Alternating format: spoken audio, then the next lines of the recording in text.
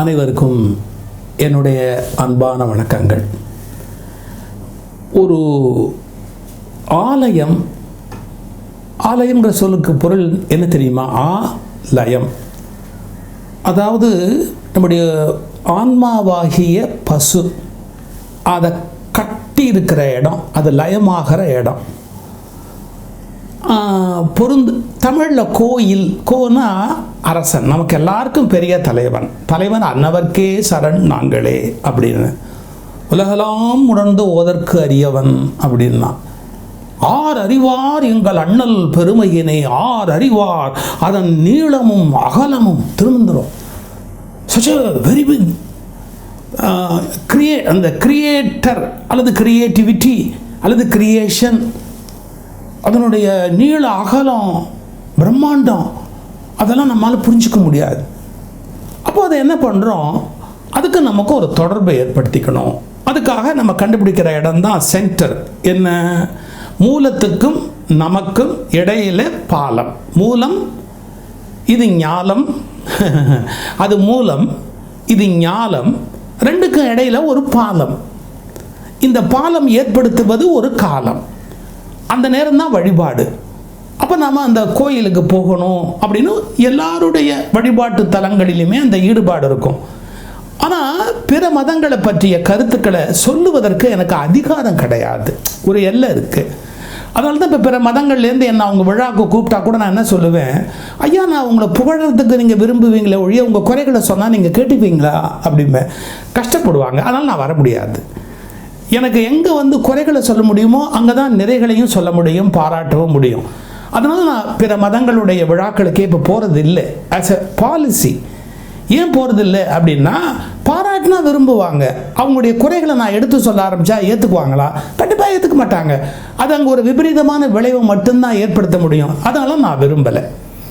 இப்போ நான் இங்கேருந்து சொல்ல விரும்புகிறது கூட என்னன்னு கேட்டால், எனக்கு நம்முடைய ஆலய வழிபாட்டில் ஏற்றுக்கொள்ளவே முடியாத ஒரு வேதனை ஒன்று உண்டுன்னா அது இந்த விஐபி தரிசனம் அப்படிங்கிறது. நீ ஹெச்ஆர்என்சி போர்டில் இருக்கிறியே, நீ சொல்லக்கூடாது 17 பேர் மெம்பர், நான் 17ல் ஒரு ஆள், என் குரல் என்ன பலமாக இருக்க முடியுமா பலவீனமாக இருக்க முடியுமா? கொஞ்சம் யோசிச்சுக்கணும். நான் சொல்லிக்கிட்டு தான் இருக்கிறேன், எனக்கு வாய்ப்பு வரும்போதெல்லாம் சொல்லிக்கிட்டு தான் இருக்கிறேன். ஒரு உதாரணம் சொல்லிடுறேன் பாருங்கள். சக்கரவர்த்தி ராஜகோபாலாச்சாரியார் கவர்னர் ஜெனரல் அப்படிங்கிற அது ஹையஸ்ட் போஸ்ட் இந்தியாவில், அதில் இருந்தபோது ஒரு கோயிலுக்கு சாமி கும்பிட வந்தார். வாசலில் செருப்பை கழட்டி விட்டுட்டு உள்ள தரிசனத்துக்கு போகிறாரு. அவர் போகும்போது உங்களுக்கு தெரியும் கோயில் அமக்கலம் பண்ணுறாங்க. ஊன்னு அவர் சொன்னார், ராஜகோபாலாச்சாரி வந்திருக்கிறேன், அவ்வளோதான். கவர்னர் ஜெனரல் அப்படிங்கிற மாதிரியெல்லாம் கலாட்டா பண்ணாதீங்க, நான் வெறும் ராஜகோபாலாச்சாரி வந்திருக்கிறேன், அதோடு நிறுத்திருங்க. இந்த கவர்னர் ஜெனரல்னு உனக்கு ஒரு போஸ்ட் கொடுத்துருக்காங்க பாருங்கள், அது எங்கே இருக்குது தெரியுமா? இப்போது வாசலில் செருப்பை கழட்டி விட்டனே, அந்த செருப்பு மேலே அது உட்காந்துருக்குது, அது எப்படி உள்ளே வர முடியாது, அப்படி இந்த போஸ்ட்டும் உள்ளே வர முடியாது. இப்போ கோயிலுக்குள்ளே நான் ஒரு பக்தனாக மட்டும்தான் வந்திருக்கிறேன், தயவுசெய்து பெரிய ஆடம்பரமெல்லாம் பண்ணாதீங்க, கலைபரம் பண்ணாதீங்க அப்படின்னாரு நம்முடைய மூதறிஞர் ராஜாஜி அவர்கள். இதை எதுக்கு குறிப்பிடுறேன், இந்த தெளிவு எல்லா விஐபிக்கும் வரணும். எனக்கு அது ஒரு பெரிய வேதனை. ஆயிரக்கணக்காக லட்சக்கணக்காக மக்கள் கோயிலுக்கு வர்றாங்க, ஒவ்வொரு கோயிலை பொறுத்து. 12 மணி நேரம், 18 மணி நேரம், 8 மணி நேரம், 7 மணி நேரம் காத்திருக்கிறாங்க. முன்னெல்லாம் திருச்செந்தூர் கந்த சஷ்டியில் நான் உரை நிகழ்த்தும் போது பார்த்தா முழு கொலை பட்டினி கிடக்கிற விரதம் இருக்கிறவங்க இருப்பாங்க. ஒரே ஒரு வேளை லேசாக பழம் மட்டும் 2 பழம் சாப்பிட்றவங்க, கொஞ்சோண்டு பால் சாப்பிட்றவங்க, வெறும் தண்ணீர் மட்டும் குடிக்கிறவங்க, இப்படி எல்லாம் விதவிதமான விரதம் இருக்கிற பெரியவங்கள நான் பார்த்துருக்குறேன். அவங்க தரிசனத்துக்கு க்யூவில் நிற்பாங்க, மணிக்கணக்காக நின்றுட்டு இருப்பாங்க. ஏன் இந்த சிக்கல் இருக்குது? இறைவனை பார்க்குறதுல ஏன் இவ்வளோ சிக்கல் இருக்கணும்? இதை மாற்றி அமைக்க முடியாதா? எனக்கு அந்த ஏக்கம் உண்டு. நான் வாய்ப்பு வரும்போதெல்லாம் என்ன சொல்கிறேன், நாம் என்ன பண்ணுறோம், ஏன் டிலே ஆகுதுன்னா, இந்துக்களுடைய கோயில் அமைப்பில் அந்த கருவறைங்கிறது ரொம்ப சின்னது. அதுக்கு முன்னாடி இருக்கிற அர்த்த மண்டபம், வாத்திய மண்டபம், இப்போ இந்த மாதிரியான இடங்களோடைய ஜனங்களை திருப்பி அனுப்பிடலாமா அப்படிங்கிற மாதிரி ஒரு மெத்தடை கண்டுபிடிக்கிறாங்க. எனக்கு என்னமோ அது நியாயம்னு படலை. மக்கள் எவ்வளவோ விரதம் இருந்து எவ்வளவோ ஆர்வமாக அந்த கோயிலுக்கு வரணும், அந்த இறைவனை பார்க்கணும் அப்படின்னு வரும்போது அவங்க கிட்டக்க வரவும் அந்த மூர்த்தி அங்கே இருக்கிற அந்த இறையாற்றலை அவங்க வழிபடவும் ஒரு வாய்ப்பு கிடைக்கணும் அவங்களுக்கு. இது எதனால் கெட்டு போகுது? ஒரு விசேஷ தினம் அப்படின்னு வரும்போது அந்த நாளில் விஐபி தரிசனம் நிறுத்தப்பட்டது அப்படின்னு ஒரு ஆர்டர் போட்டு வெளியே வச்சிடுறாங்க. ஏன் விஐபி தரிசனம் அப்படின்னு கிளைம் பண்ணால், அந்த விஐபிங்கிறவர் யாருன்னு கேட்டால் மற்றவங்க வேலையை கெடுக்கிறவர், மற்றவங்க நன்மையை கெடுக்கிறவர். அப்படி தான் வந்து நிற்பாங்க. ஒரு என்டையராக ஒரு குரூப்பை வந்து பிளாக் பண்ணிக்குவாங்க சன்னதிக்கு முன்னாடி. அவங்க அங்கே உட்காந்துக்குவாங்க, நின்றுக்குவாங்க, அவங்களுக்கு மாலை போட்டு பரிவட்டம் கட்டி அவங்களுக்கு வந்து ஒரு 10 நிமிஷம் 15 நிமிஷம் அவங்க குடும்பம் இல்லை நண்பர்கள் அப்படிலாம் நின்று மற்றவங்க இறைவனை தரிசிக்க முடியாதபடி இடைஞ்சல் பண்ணுவாங்க. நான் எவ்வளவோ சொல்லி சொல்லி சொல்லி சொல்லி பார்த்து அழுத்துட்டேன். நான் இப்போ மக்கள் முன்னாடியும் அதை சொல்கிறேன், வேறு வழி இல்லாமல் சொல்கிறேன். இந்த சுவாமியை மறைச்சிக்கிட்டு ஒரு மற்றவங்கள பார்க்க முடியாதபடி அழிச்சாட்டியம் பண்ணுறாங்க பாருங்கள். அவங்க சம்பாதித்த புண்ணியங்களை விட சம்பாதித்த பாவம் தான் அதிகம் அப்படிங்கிறத தெளிவாக நான் சொல்லிட்டேன்.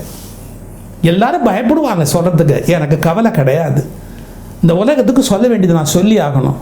பல பேரை பார்க்க கூடாதபடி, பல பேர் இறைவனை தரிசிக்க முடியாதபடி இடைஞ்சல் பண்ணுறவங்க யாராக இருந்தாலும் அவர்கள் சம்பாதிக்கிற புண்ணியத்தை விட உண்மையான அன்பர்கள் இறைவனை தரிசிக்க ஒட்டாதபடி தடுத்த அந்த ஒரு குற்றம் மிகப்பெரிய பாவமாக அவர்களை தொடருகிறது.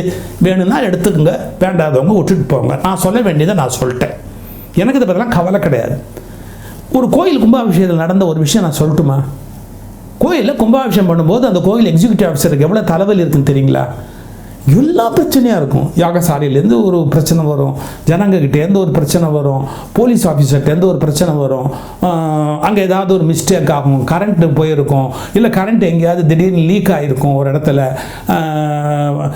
இந்த மாதிரி ஒரு கோயில் கும்பாபிஷேகத்தும் போது எத்தனை விஐபி வந்து உட்காந்துக்கிறாங்க தெரியுங்களா? என்னங்க நியாயம் இது? விஐபி அப்படின்னா கோயிலில் பக்தர்கள்ங்கிற ஒரு எல்லையோடு அது நிற்க வேண்டாமா? எவ்வளோ விஐபி வந்து ஒரு கும்பாபிஷேகம் தான் வந்து உட்காந்துக்கிறாங்க தெரியுங்களா? அந்த ஈவோக்கு எவ்வளோ பெரிய தலையெழுத்து தெரியுங்களா? ஏசி, டிசி, ஜேசி இவங்களாம் பயப்படுவாங்க. ஏன்னா அவங்க மேலே இருக்கிற இடத்துக்கு அவங்களால பேச முடியாது. நான் சொல்கிறேன், நான் என்ன ஏசியா, டிசியா, ஜேசியா? அது மட்டும் இல்லை, நான் என்ன ஓசியா? ஓசின்னா என்ன அர்த்தம்? நீங்கள் வேறு மாதிரி இருக்காதீங்க. ஓசியில் போய் ஒரு காரியத்தை திங்கலாமான்னு யோசிக்கிறான், ஓசியில் போய் ஒன்று அந்த ஓசியும் இல்லைன்னா புரியுதா? நான் கோயிலுக்கு போகும்போது ஒரு மாலை போட்டால் கூட மாலையில் உண்டியில் காசு போட்டு வந்துடுவேன். நான் அதனால் அஞ்சினது கிடையாது. எந்த வகையிலையும் 10 காசு நாம் அதுலேருந்து திருந்தோம்னு இருக்கக்கூடாது அப்படிங்கிறதுல தெளிவாக இருக்கிறேன். அதனால் இதை சொல்கிறதுக்குரிய கம்பீரம் என்கிட்ட இருக்குது, தைரியம் என்கிட்ட இருக்குது. ஒரு கும்பாபிஷேகத்தும் போது எவ்வளோ பெரிய பதவியில் இருக்கிறவங்களாம் வந்து உட்காந்துக்கிறாங்க தெரியுங்களா? இப்போ நான் இதை மென்ஷன் பண்ணுறதுனால யாரும் கோவப்படாதீங்க. பெரிய பதவின்னா என்னென்னா டிஸ்ட்ரிக்ட் கலெக்டர்ஸ், அப்புறம் ரெவென்யூ ஆஃபீஸர்ஸ், அஃபிஷியல்ஸ், அப்புறமா வந்து judicial officers, session judge, district judge, high court judge, supreme court judge, இவங்கெல்லாம் வந்து அப்போ அவங்களாம் சாமியை பார்க்க வேண்டாம்னா க்யூவில் வந்து நில்லு, க்யூவில் வந்து நில்லு. பக்தர்கள் தான் அந்த இடத்துல, அங்கே என்ன பெரிய பதவி வேண்டியிருக்கு? இதெல்லாம் சொல்கிறதுக்கு இந்த நாட்டில் பல பேர் பயப்படுவாங்க. என்னால் சொல்லாமல் இருக்க முடியல. இப்போ நான் சொல்கிறதுனால அமைச்சர்கள் உட்பட தான் நான் சொல்கிறேன். அந்த துறை அமைச்சர் கூட அதுக்கு முதல் நாள் வந்து வேலைகளை கவனிக்கலாமே ஒழிய அன்னைய தேதிக்கு எந்த விதமான ப்ராமினன்ஸும் எதிர்பார்க்கக்கூடாது. நான் இப்போ ஒரு வேதனையான செய்தி சொல்கிறேன். ஒரு மேல் தளத்தில் நிறைய விஐபிஸ் எல்லாம் என்னென்ன போஸ்ட்டுன்னு என்னால் வாய் திறந்து சொல்ல முடியாது, கோவம் வந்துடும் அவங்களுக்கெல்லாம். ஆனால் அவங்களாம் மேலே வந்து உட்காந்துக்கிட்டு கும்பாபிஷேகத்துக்கு முன்னாடி காப்பி கொண்டான்னு கேட்குறாங்க. ஏங்க எச்ச பண்ணி நீ காப்பி குடிக்கிறதுக்கு அதான் இடமா? காப்பி கொண்டா அப்படின்னு கேட்குறாங்க. உடனே அங்கேருந்து வந்து மேலேருந்து இறங்கி ஓடியாந்து எல்லாரும் ஃப்ளாஸ்கில் காஃபி வாங்கிட்டு பேப்பர் டம்ளர் எடுத்துக்கிட்டு மறுபடியும் அவங்களுக்கு கொண்டு போய் காஃபி கொடுத்துக்கிட்டு, ஏன் காஃபி குடிக்காமல் கும்பாபிஷேகத்தில் கலந்துக்க முடியாதா? கொஞ்சம் யோசிச்சு பாருங்கள். நம்முடைய போஸ்ட் அப்படிங்கிறத யாரும் மிஸ்யூஸ் பண்ணக்கூடாது.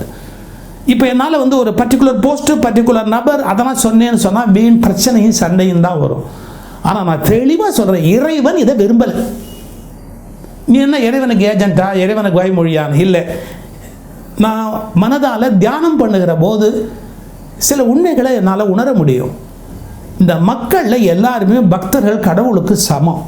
கடவுளை பொறுத்த அளவில் கோடி தடவை அவன் நாமத்தை ஜெயிச்சவன் தான் பெரியவனை ஒழிய கோடீஸ்வரன் பெரியவன் இல்லை. கவனிங்க, கோடி தடவை அவனுடைய நாமத்தை ஜெபித்தவன் தான் பெரியவனை ஒழிய, கோடி ரூபாய் கையில் வச்சிருக்கிறவன் கடவுளை பொறுத்த வரைக்கும் பெரியவன் இல்லை. இது புரியலையே. எல்லோருக்கும் வழியை மறிச்சுக்கிட்டு நின்றுக்கிட்டு ஒரு தலப்பா கட்டிக்கிட்டு ஒரு மாலையை போட்டுக்கிட்டு கூட்டத்துக்கு யாரும் பார்க்க முடியாதபடி போய் இடைஞ்சலாம் நின்றுக்கிட்டு கையெடுத்து கும்பிடுறேன். இதெல்லாம் மாறணும். இந்த விஐபி தரிசனம் அப்படிங்கிற கான்செப்ட் தனி மனிதனை நான் இப்போ காரணமும் சொல்லிடுறேன். கோயில் எதுக்கு தோன்றியது தெரியுமா? நம்ம ஆணவம் குறையறதுக்காக தோணுச்சு. இறைவா, என் செயல் ஆவது ஒதுவும் இல்லை, எல்லாம் உன் செயல். பாருங்க, கை செயலை குறிக்கும், என் செயல் ஒன்றுமே இல்லை அப்படிங்கிறதுக்கு அடையாளமாக ஆணவத்தை நீக்கிக்கிறதுக்கு தான் கோயிலே தோணுச்சு. அங்கே போய் ஆணவத்தை வீக்கமாக அடைய வைக்கக்கூடிய வேலையெல்லாம் நம்ம செஞ்சோம்னா என்னங்க நியாயம் இது? இதை யார் உணரணும்? பெரிய பெரிய பதவியில் இருக்கிறவங்க உணரணும். Don't misuse your post. நீங்கள் பெரிய லெவலில் இருக்கிறீங்க, உங்களை பகைக்க முடியாது. நான் ஒரு சாம்பிளுக்கு சொன்னேன் என்னென்ன துறை அப்படின்னு சொல்லி. Administrative, IAS, IPS, session judge, district judge, high court judge, supreme court judge, revenue officials, அல்லது பொலிட்டிக்கலி ப்ராமினன்ட் பர்சன்ஸு, பெரிய இண்டஸ்ட்ரியலிஸ்ட்டு, டோனருங்கிறதுனால நிறைய டோனர் வேணும் ஒரு கோயிலுக்கு. அவங்க மற்ற நாளில் வரும்போது அவங்களுக்கு கொடுக்க வேண்டிய மரியாதைகளை கொடுக்கணும். இல்லை அவங்களுடைய அறக்கட்டளை அன்றைக்கி வச்சுருப்பாங்க பூஜைக்கு, அதுக்கு செய்ய வேண்டியதெல்லாம் செய்யணும். நான் அதை வேண்டாம்னு சொல்லலை. அவங்க ஃபேமிலிக்கு கொடுக்க வேண்டிய மரியாதையை கொடுத்தா தான் அவங்க தொடர்ந்து அந்த கோயிலுக்கு வளர்ச்சிக்கு பாடுபட முடியும். ஆனால் போஸ்ட் மிஸ்யூஸ் பண்ணுறாங்க பாருங்க, அவங்கள ஏன் என்கரேஜ் பண்ணணும்? இது தவறு. நான் என்னுடைய கருத்தை எந்த இடத்துல வேணாலும் பதிய வைக்க தயாராக இருக்கிறேன். இந்த கோயில்களுக்குள்ள தன்னுடைய பதவி அப்படிங்கிற உணர்வோடு உள்ள நுழையக்கூடியவர்களுக்கான சிறப்பு மரியாதைகள் இவை முற்றிலும் தவிர்க்கப்பட வேண்டும் அப்படிங்கிறது என்னுடைய ஆழமான விருப்பம்.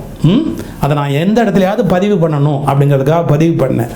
முதலிங்கர் ராஜாஜி கவர்னர் ஜெனரலாக இருந்தபோது என்ன வார்த்தை சொன்னார்? இந்தியாவிலே top most post governor general.